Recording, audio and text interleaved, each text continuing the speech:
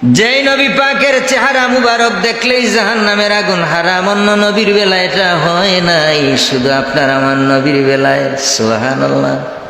যারা জীবন দশায় নবী পাকের নুরানি চেহারা মুবারক একটি বার যারা দেখতে পেরেছে, তাদের জন্যই আল্লাহ রাব্বুল আলামিন জাহান্নামের আগুন চিরতরে হারাম করে দিয়েছে। তাদেরকে জাহান্নামের আগুন স্পর্শ করতে পারবে না, আগুন তাদের কাছে দ্বারে কাছেও যেতে পারবে না। কিন্তু আমরা নবীকে সরাসরি দেখি নাই, ঠিক কিনা? যারা দেখেছেন নবী পাকের সাহাবী হয়েছেন তারা বড় ভাগ্যবান, ঠিক কিনা?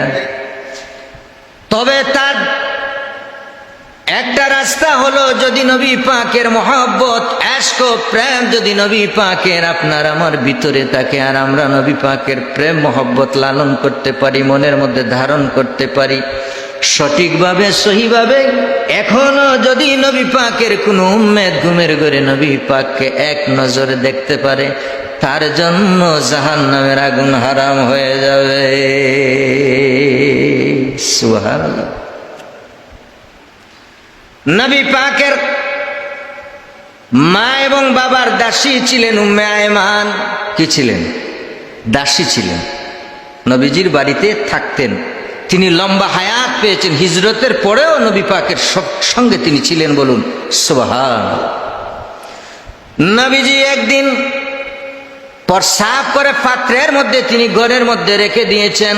দেখেন জাহান্নামের আগুন কিভাবে হারাম হয়। জাহান্নামের আগুন হারাম হয়, মানুষ তো দলিল খুঁজে, কিছু মানুষ, ঠিক কিনা?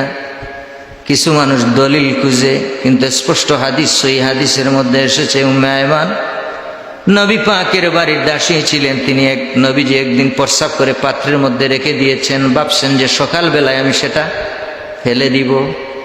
কি করব? সকালে ফেলে দিব। হযরত উম্মে আয়মান ভোরবেলায় উঠে তিনি যখন ঘর পরিষ্কার করবেন, দেখেন পাত্র থেকে মেশক আম্বরের ঘ্রাণ বাইর হচ্ছে। আল্লাহু আকবার বলেন।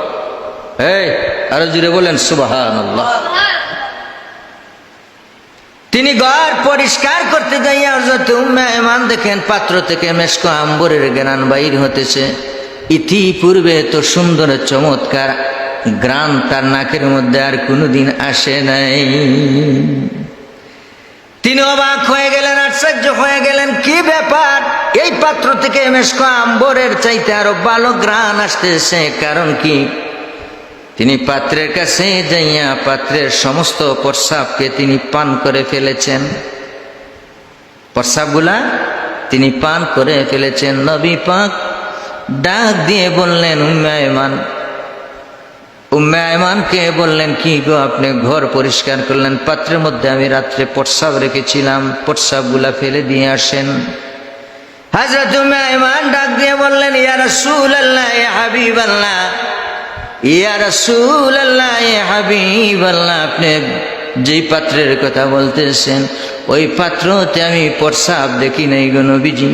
আমি দেখলাম মেশক আম্বরের চাইতে আরো উত্তম ঘ্রাণ আমার নাকের মধ্যে আসতেছে। আমি যখন বুঝতে পারলাম আমি ওই পাত্রের সমস্ত গুলাইনকে আমি বক্ষণ করে ফেলেছি, আমি পান করে ফেলেছি।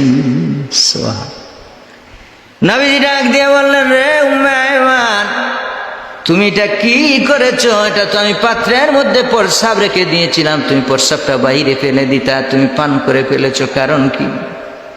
উম্মে আয়মান বললেন, ইয়া রাসূলুল্লাহ, ইয়া হাবিবাল্লাহ, আমার এত ভালো লেগেছে, আমি ভাবলাম কোনো উত্তম শরবত হবে, আমি শরবত মনে করে আমি সমস্ত পাত্রের প্রস্রাবগুলান পান করে ফেলেছি। এবার নবীজি ডাক দিয়ে বললেন, রে আয়মান, তাইলে তুমি জেনে রেখো জাহান্নামের আগুন তোমার জন্য চিরতরে হারাম হয়ে গেছে।